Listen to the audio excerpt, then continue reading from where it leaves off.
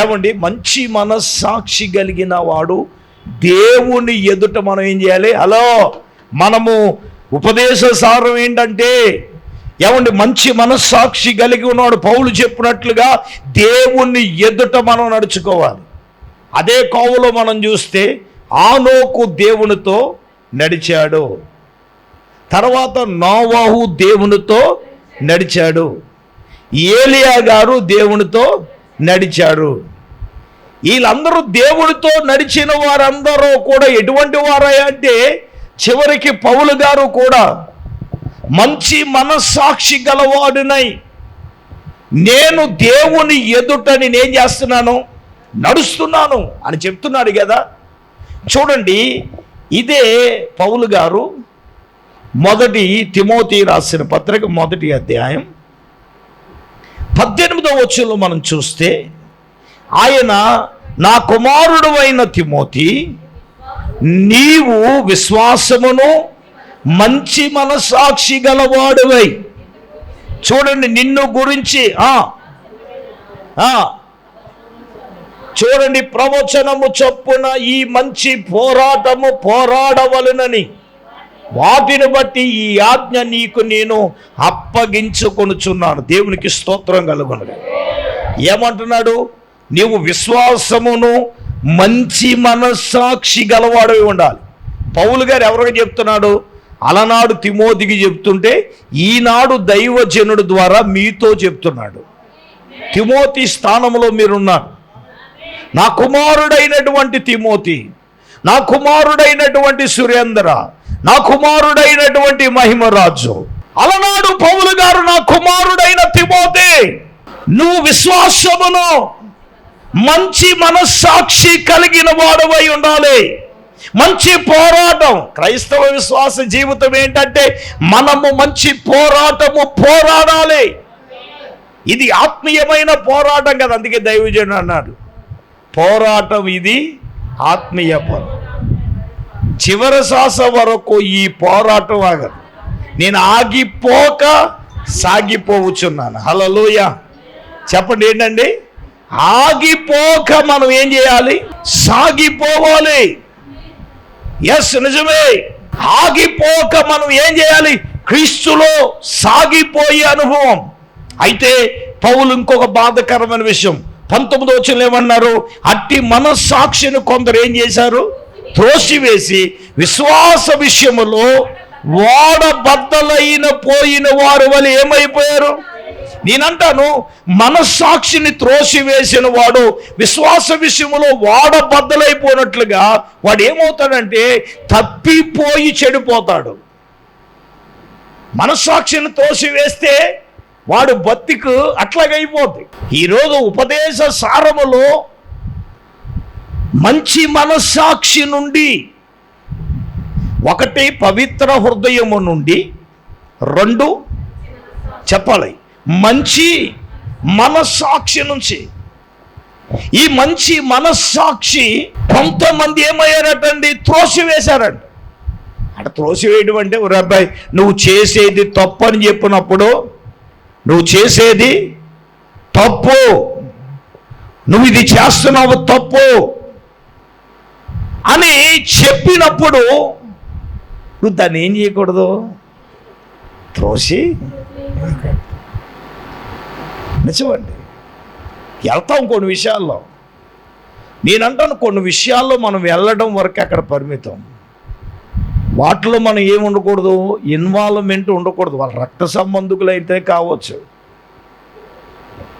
దేవుడు కొన్ని నియమాలు చెప్పాడు, సమర్థించేయకండి. సొంతోళ్ళు ఇంతోళ్ళు అంటే దేవుడు సమర్థించడం. మరి రక్తం వేజే సొంతోళ్ళు ఏంటి, అద్దోళ్ళు ఏంటి? దాన్ని ముట్టకూడదు, టచ్ చేయకూడదని దేవుడు చెప్పాడు. నువ్వు అపవిత్రం అవుతాడని చెప్తా, నువ్వు సమర్థిస్తావేంటి? దాన్ని ఏం చేయకూడదు మనం. మరి ఏంటంటే తెప్పల పోట్లు, అది దుల్యాత్రం రక్తం ఏం చేయి. మరి ఏంటది? అంతే కదా. మరి ఏమండి, తప్పు చేస్తే నేను చెప్తాను కరెక్ట్గా.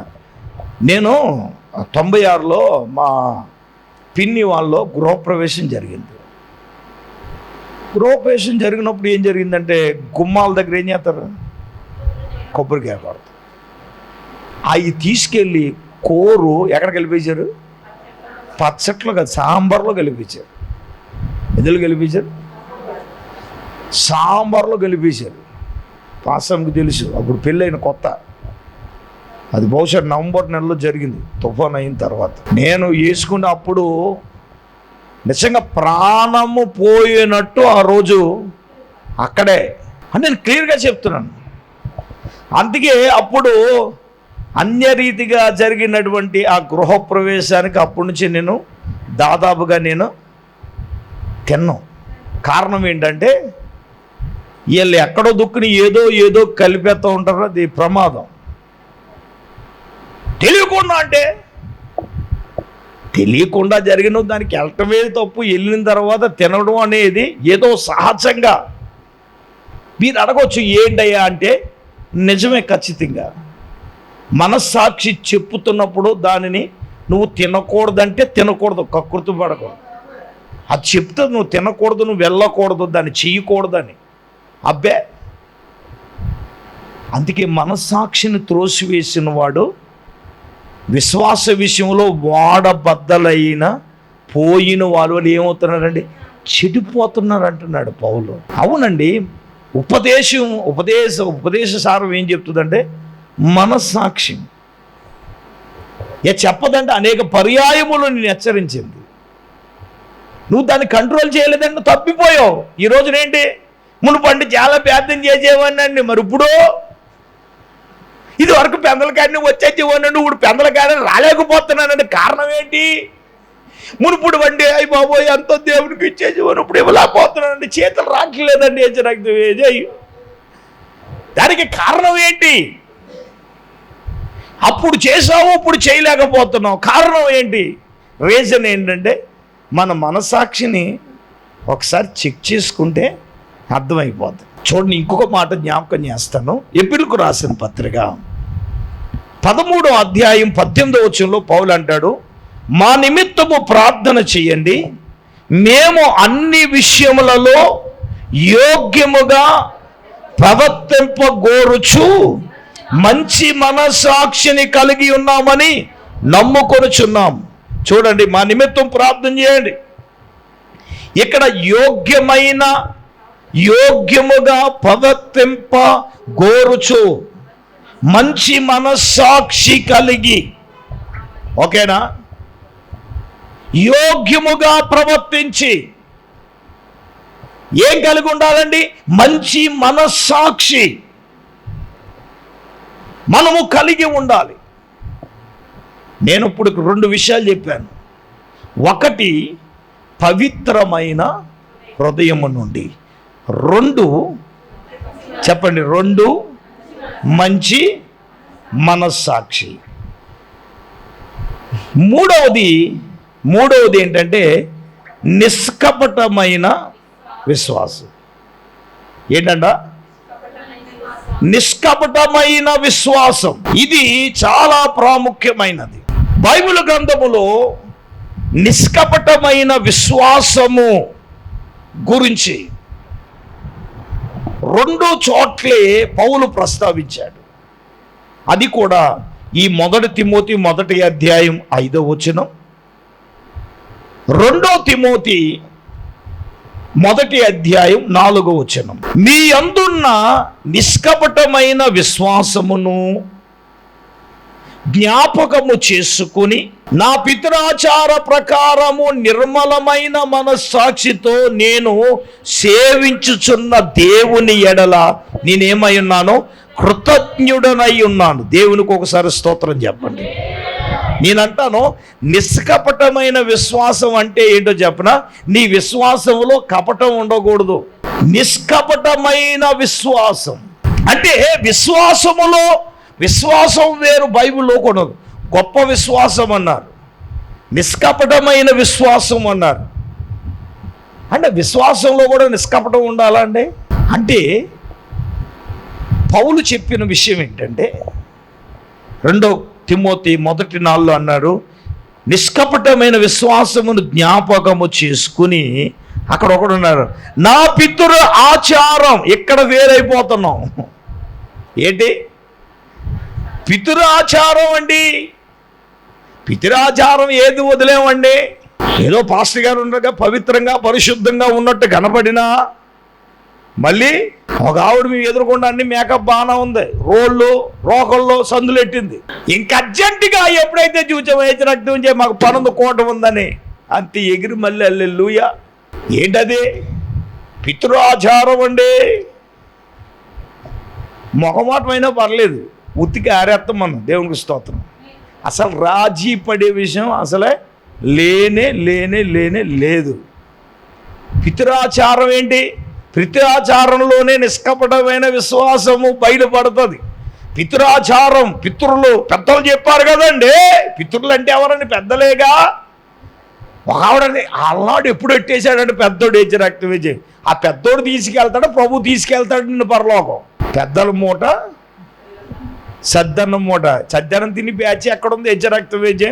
మొన్న పాపం మంత్రిని సత్యనరాజు గారు అంటున్నారు, టిప్పులు అన్నీ మానేయండి, చక్కగా సాయంకాలం ఇంత అన్నంలో అంత పాలు వేసుకుని చక్కగా తోడెట్టుకోండి, సంతకాడు తోడెట్టండి, ఉల్లిపాయ వేసేసి పొద్దునకి మంచి బ్యాక్టీరియా ఉంటుంది. అది మీకు తింటే ఏంటి? చద్దన్నం తిని బ్యాచి ఎక్కడుందో ఎజ్ రక్తవేజే. అటువంటి రకాల ఎజ్ రక్తవేజే. పెద్దల మూట సద్దన్నం మూటే. హలో, కాదని ఎవడన్నాడు? కాదని ఎవడో కొట్టుపడాడు. ఇప్పుడు నిష్కపటమైన హృదయంలో పితరుల ఆచారం, నిర్మలమైన మనస్సాక్షితో నేను దేవుణ్ణి సేవించుచున్నా, నేను దేవునికి నేనేమై ఉన్నానంటే అక్కడ చాలా లోతైన మాట విశ్వాసం. క్రైస్తవ జీవితంలో విశ్వాసం అనేది చాలా ప్రాముఖ్యమైనది. మనం జీవించడానికి శ్వాస ఎంత అవసరమో విశ్వాసము కూడా అంతే అవసరం. లేని దానిని ఉన్నవనుటకే రుజువు విశ్వాసం. లేనిది ఉన్నట్టుగానే విశ్వాసం, నమ్మడమే విశ్వాసం. అది ఆ విశ్వాసము లేకపోతే మనం జీవించలేము. ఉపదేశము నీలో ఆ విశ్వాసముని ఏం చేస్తుందండి? పెంపొందిస్తుంది. నేను ఒకసారి చెప్పాను, విశ్వాసం వల్ల కలిగే 7 స్వస్థత విశ్వాసం వల్లనే, పాప క్షమాపణ విశ్వాసం వల్లనే, హృదయాలు పవిత్రపరచబడడం విశ్వాసం వల్లనే, సమాధానము విశ్వాసం వల్లనే, స్వస్థత విశ్వాసం వల్లనే, చివరికి నిత్య జీవము కూడా దేని ద్వారా చెప్పన? విశ్వాసము ద్వారానే కదా. మూడవది, ఈ నిష్కపటమైన విశ్వాసమును కలిగి ఉండుట మోస్ట్లీ ఇంపార్టెంట్ విషయం. మరి ఉపదేశ సారం ఏదనగా పవిత్రమైన హృదయము నుండి, ఏమండి, మంచి మనస్సాక్షి నుండి. 3 నిష్కపటమైన విశ్వాసము నుండి. అంటే మనలో ఏముండాలయ్యా అంటే నిష్కపటమైన విశ్వాసం. నా దేవుడు దేనినైనా చేయగలడనే ఉండాలి కదా. నేను నమ్ముతున్నాను ప్రభు ఏదైనా చేయగలడు. నీ భర్త మార్పు విషయంలో దేవుడు చేయగలడు, నీ ఆరోగ్య విషయంలో దేవుడు చేయగలడు, నీ ఉద్యోగం విషయంలో దేవుడు చేయగలడు, నీ ఇల్లు విషయంలో దేవుడు చేయగలడు, నీ భవిష్యత్తు విషయంలో దేవుడు నానా చేయగలడు. ఎప్పుడో తెలుసా? నిష్కపటమైన విశ్వాసములో నువ్వు రావాలి కదా. ఏముంది? ఏదో అందరూ బతికేస్తున్నాం అంటే నేను బతికేస్తున్నానంటే లోకములో మనకి వేరు కదా. దేవుని అందుకే అన్నాడు, వినుట వలన ఏం కలుగుతుంది? విశ్వాసం. ప్రతి వారం ప్రభు మనకు ప్రబోధం చేసేది ఏంటంటే నీ వాక్యము ద్వారాని, ఈ ఉపదేశం ద్వారా నీలో ఉన్న విశ్వాసాన్ని పెంపొందిస్తాడు. పెంపొందించడం అంటే ఏంటి చెప్పండి? పెంపొందించడం ఏంటి అంటే నీలో ఉన్న విశ్వాసములో నువ్వు అభివృద్ధి చెందాలి, ఎదగాలి, నిష్కపటమైన విశ్వాసములోనికి నువ్వు రావాలి. ఎస్, అందుకే పూర్వీకులైన వారు గర్భము మృతతుల్యమైన, స్త్రీ ధర్మము నిలిచిపోయిన, ఏమండి వారు అవిశ్వాసం వలన దేవుని వాగ్దానమును సందేహింపక విశ్వసించిన దానిని నెరవేర్చుటకు సమర్థుడని రూఢిగా విశ్వసించి విశ్వాసములో ఏం పొందుకున్నారు? నిజమే, నిష్కపటమైన విశ్వాసము నీలో బలాన్ని కలగజేస్తుంది. నా ప్రభు ఏదైనా నా జీవితంలో చేయగలడు. ఆమేన్, ఆమేన్. ఇంతకీ ఈ ఉపదేశ సారంలో పవిత్రమైన హృదయము నుండి, మంచి మనస్సాక్షి నుండి, నిష్కపటమైన విశ్వాసము నుండి కలిగేది ఏంటో చెప్పండి. ఈ మూడిటి నుండి వచ్చేది ఏంటి చివరికి? ఉపదేశ సారం ఏంటి? ప్రేమ. చివరికి సారం ఏంటి చెప్పండి? ప్రేమ. అందరూ మాట్లాడండి. ప్రేమ. ఈరోజున సొంత అన్నదమ్ముల మధ్య లేని ప్రేమ క్రీస్తు రక్తము చేత కడగబడిన మనలో చివరికి ఉపదేశ సారం ఏంటంటే ఈ ప్రేమ ఉండాలి. నేను అడుగుతున్నాను, నేను ఎప్పుడో ఒకసారి చెప్పాను, ఇదివరకు పూర్వం ఒక 35 ఇయర్స్ బ్యాక్ వెళితే అప్పుడున్న ప్రేమ ఇప్పుడున్నాయంటే, ఇప్పుడు ఒక ఇంట్లో శుభకార్యం జరగాలంటే 3 రోజుల ముందే వచ్చేసేవారు బంధువులు. ఎక్కడికి? పెళ్ళిళ్ళకి. ఈ ఇల్లు ఆ 3 రోజులు వాళ్ళు వచ్చి పెళ్ళికి 3 రోజుల ముందు వస్తే పెళ్ళైన తర్వాత ఇంకో 3 రోజులు ఉంటుంది కదా. అంటే ఎన్ని రోజులు? 1 వారం రోజులు ఇంట్లో బంధువులు ఉంటే సిల్లో బొల్లో ఎంత హాయిగా ఉండేదండి. అప్పుడు వచ్చిన ఇంటి వాళ్ళకి ఏ ఇబ్బంది ఉండేది కాదు. ఏమండి అనంటే అప్పుడు అందరూ కలిసి పని చేసుకునేవాడు. ఉల్లిపాయలు ఒకళ్ళు కోతడానికి వచ్చేసి ఇప్పుడు కోచేసేది, గిన్నెలు ఒకళ్ళు తోతో ఉంటే, అంటే అప్పుడు ప్రేమలలో ఏమి లేదంటే, ప్రేమ అంటే నాది నీది అని ఇంకా మర్మాలు ఏమి ఉండేది కాదండి. ఇప్పుడు పెళ్లి కూతురు లేకపోతే చీర కట్టుకుని కూర్చుంటుంది. టిఫిన్ అవతల వండి పెట్టి ఇవి చుట్టూ తినమే అంటే తిరగాలి. అందుకే ఈ బాధపడలేక వీళ్ళ పొద్దునొత్తే బాగుంది అనుకున్నారు, ప్రార్థన చేసుకుంటారు ఏజ రక్తం ఇచ్చి. కొంతమంది కూర్చుంటారు పేట వేసుకుని, ఏజ రక్తం వేచి గ్లాసు ముంచులు కూడా తీసుకోదు. మరి ఇంటికాడ మరి ఏం చేస్తుందో మొగుడికి నాకు అర్థం కాదు. కానీ ఇక్కడ వీళ్ళకి పిలిచారుగా చుట్టాలు, వీళ్ళకి ఏంటంటే ప్రేమలో, అప్పుడున్న ప్రేమలో ఈ లోకంలో మనుషులు ఇప్పుడు చెప్పండి, అప్పటికిప్పటికి ప్రేమ ఉందా? లేదు కదా. బైబిల్ అందుకే చెప్తుంది, అక్రమం విస్తరించడం చేత ప్రేమ ఏమైపోయింది? దేవుని నమ్మిన నీలో నాలో ఉపదేశ సారం చివరి ఏంటంటే ఈ మూడిటిని పిండితే ఏమవుతుందో తెలుసా? ప్రేమది. ఉపదేశ సారం ఏంటంటే ప్రేమ. అంటే ప్రేమ ఏంటి? నువ్వు ఎవరినైనా ఏం చేయాలి? నేను తిట్టినోని నువ్వు ప్రేమించాలి, నిన్ను కొట్టినోని నువ్వు ప్రేమించాలి, నీ శత్రువునైనా నువ్వు ప్రేమించాలి. చివరికేంటి? ఈ ఉపదేశ సారములో ఈ పవిత్రమైన హృదయం నుండి, మంచి మనస్సాక్షి నుండి, తర్వాత నిష్కపటమైన విశ్వాసం నుండి వచ్చేది ఏంటండి? చెప్పండి అమ్మా. ప్రేమ ఉందా? ప్రేమ. ఇప్పుడు అయ్యగారు ఏదో కోపం వచ్చి ఏదో తిట్టాడు అనుకో, నీకు ఆడికి మారు మనసు లేదు కాబట్టి తిట్టాడు. నీకేముంది? డౌట్ వచ్చి మారు మనసు లేదా నీకు? బట్ నువ్వు మాట్లాడకపోతే నేను అనుకుంటాను ఏజెకి ఇన్ని వాళ్ళు కూడా అలాగే అనుకుంటారు, ఏజ రక్తం వేజ ఇదేం గొడవ ఉందా లేదా? ఉందంటే ఇప్పుడు ఏం చేయాలి? 1 వారం రోజులు మాట్లాడకూడదు ఆయనతో. నేను మాట్లాడరు అయ్యి బాబాయ్. అంటే ఉపదేశ సారం ఏం చెప్తుంది? ప్రేమ కదా.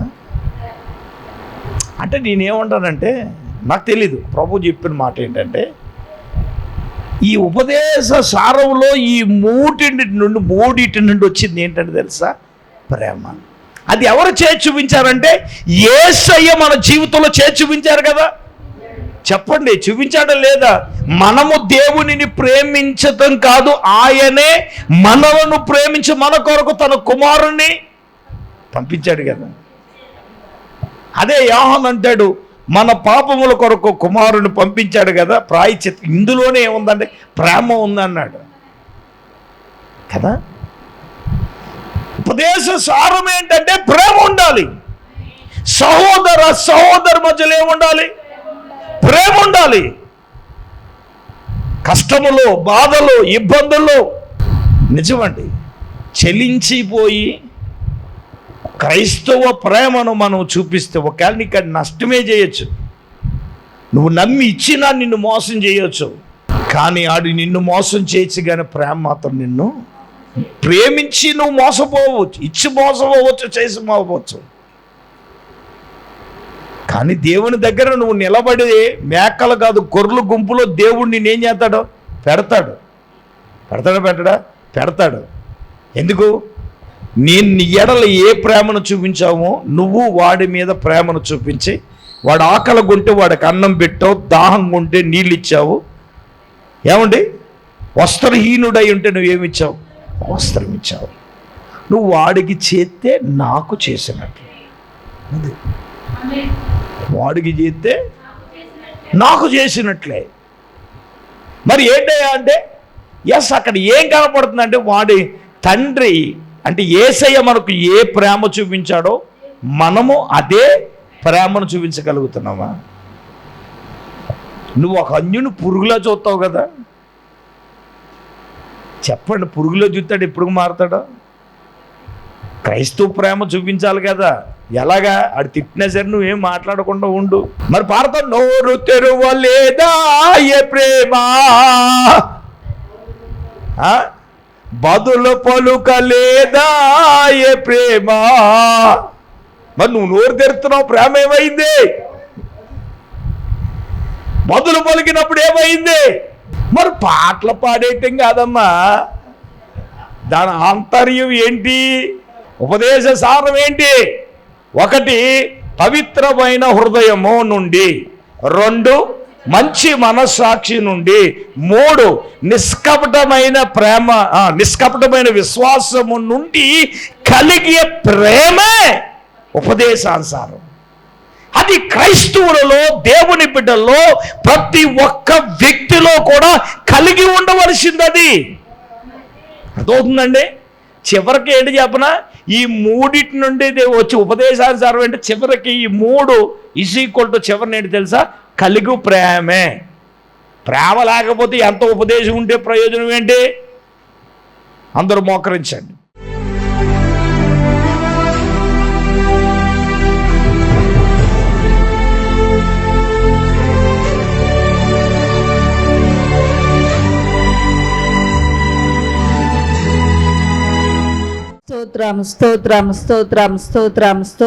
స్తోత్రం. పరిశుద్ధుడైన తండ్రి, మహోన్నతుడా, నీకు వందనాలు ప్రభువా. ఈ రాత్రి నాయనా నీకు స్తోత్రాలు ప్రభువా. యొక్క ఉపవాస కూడికలు నాయనా నీ సేవకుని అభిషేకించి ప్రభువా నాయన నీ వాక్యము ద్వారా ఇంతవరకు మీరు మాతో మాట్లాడినందుకు వందనాలు తండ్రి. అయ్యా నాయన ఉపదేశ సారం ఏమిటో ప్రభువా నీకు వందనాలు. అయ్యా పవిత్రమైన హృదయం కలిగి ఉండాలని ప్రభువా, అయ్యా హృదయాన్ని శుద్ధి చేసుకోవాలని, హృదయంలో ఉన్న పాపాన్ని పోగొట్టుకోవాలని ప్రభువా అయ్యా మీరు మాట్లాడారు తండ్రి, నీకు వందనాలు. అయ్యా నాయన యోబు తన బిడ్డల విషయంలో ప్రభువా అరుణోదయాన్ని లేచి నాయన నీకు వందనాలు. వారి హృదయాలలో నిన్ను దూషించారేమో అని నాయన అయ్యా వారి కొరకు నాయన తండ్రి అరుణోదయాన్ని లేచి బలులు అర్పించాడు ప్రభువా. అయ్యా నా తండ్రి నీకు వందనాలు ప్రభువా. అయ్యా మా హృదయాన్ని నాయన మేము శుద్ధి చేసుకోవాలి తండ్రి. అయ్యా నాయన పాపాన్ని పోగొట్టుకోవాలి ప్రభువా, నీకు స్తోత్రాలు తండ్రి. అయ్యా పవిత్రమైన హృదయాన్ని కలిగి ఉండాలని మీరు మాతో మాట్లాడారయ్యా. అయ్యా పవిత్రమైన హృదయాన్ని ప్రతి ఒక్కరికి దయచేయండి నాయన. అయ్యా రక్షించబడిన ప్రతి బిడ్డ కూడా ప్రభువా అయ్యా పవిత్రమైన హృదయాన్ని కలిగి ఉండటానికి సహాయము దయచేయండి నాయన. యేసయ్యా నీకు వందనాలు ప్రభువా, స్తోత్రాలు నాయన. అయ్యా నా తండ్రి పవిత్రమైన హృదయాన్ని మీరు మాకు దయచే తండ్రి, నీకు వందనాలు ప్రభువా. అలాగే నాయనా నా తండ్రి రెండవదిగా మంచి మనస్సాక్షి కలిగి ఉండాలని ప్రభువా అయ్యా నాయనా నా తండ్రి మంచి మనస్సాక్షిని మాకు దయచే తండ్రి, నీకు వందనాలు ప్రభువా. అయ్యా నిష్కపటమైన హృదయాన్ని మాకు దయచే తండ్రి, నీకు వందనాలు. నిష్కపటమైన నాయన విశ్వాసము మీరు మాకు అనుగ్రహించండి తండ్రి, నీకు వందనాలు ప్రభువా. అయ్యా నైనా నా తండ్రి నీకు స్తోత్రాలు. వీటిల నుండి కలిగి నా ప్రేమను కలిగి ఉండాలని ప్రభువా మీరు మాతో మాట్లాడారు తండ్రి, నీకు వందనాలు ప్రభువా. అయ్యా నాయన ఎవరైతే నైనా పరిశుద్ధమైన హృదయాన్ని కలిగి ఉంటారో, అయ్యా ఎవరైతే నైనా మంచి మనస్సాక్షి కలిగి ఉంటారో ప్రభువా, ఎవరైతే నైనా నిష్కపటమైన విశ్వాసాన్ని కలిగి ఉంటారో ప్రభువా, అయ్యా వారు మంచి ప్రేమతో బ్రతుకుతారని, ప్రేమతో జీవిస్తారని ప్రభువా ఈ రాత్రి నైనా నీ వాక్యములోంచి మీరు మాతో మాట్లాడారు తండ్రి, నీకు వందనాలు ప్రభువా. అయ్యా నాయనా నా తండ్రి నీకు స్తోత్రాలు. మాలో ఎటువంటి దురాశలు ఉండకూడదు ప్రభువా, నీకు వందనాలు నాయనా. అయ్యా మంచి నిర్మలమైన మనస్సాక్షిని మీరు మాకు అనుగ్రహించమని ప్రార్థన చేస్తున్నాను తండ్రి. ఈ రాత్రి ప్రభావితబడి నీ మాటలు మా హృదయాల్లో భద్రపరుచుకోవడానికి, అయ్యా ఉపదేశానికి ప్రభా మమ్మల్ని మేము అప్పగించుకుని నాయనా. అయ్యా నా తండ్రి నీకు వందనాలు ప్రభా. వాక్యానుసారంగా బ్రతకటానికి, వాక్యానుసారంగా జీవించడానికి అయ్యా నాయనా పరిశుద్ధమైన పవిత్రమైన హృదయాలను మీరు మాకు అనుగ్రహించండి. అయ్యా నా ప్రభా నీకు స్తోత్రాలు నాయన. మంచి మనస్సాక్షిని మీరు మాకు దయచేయండి ప్రభా. యేసయ్యా నీకు వందనాలు ప్రభా, నీకు స్తోత్రాలు. విత్తబడిన మాటలు మా హృదయాల్లో నీరు కట్టి ఫలింపచేయండి నాయన. ఈ వాక్యాన్ని వినుచున్న ప్రతి ఒక్క బిడ్డని దయతో జ్ఞాపకం చేసుకోనండి. కొడు వచ్చిన ప్రతి ఒక్క బిడ్డని దయతో జ్ఞాపకం చేసుకోనండి. ఈ వాక్యాన్ని బట్టి బిడ్డలు ఆశీర్వదించండి. ఈ వాక్యమును బట్టి బిడ్డలు నాయన బలపరచండి ప్రభా, నీకు వందనాలు తండ్రి.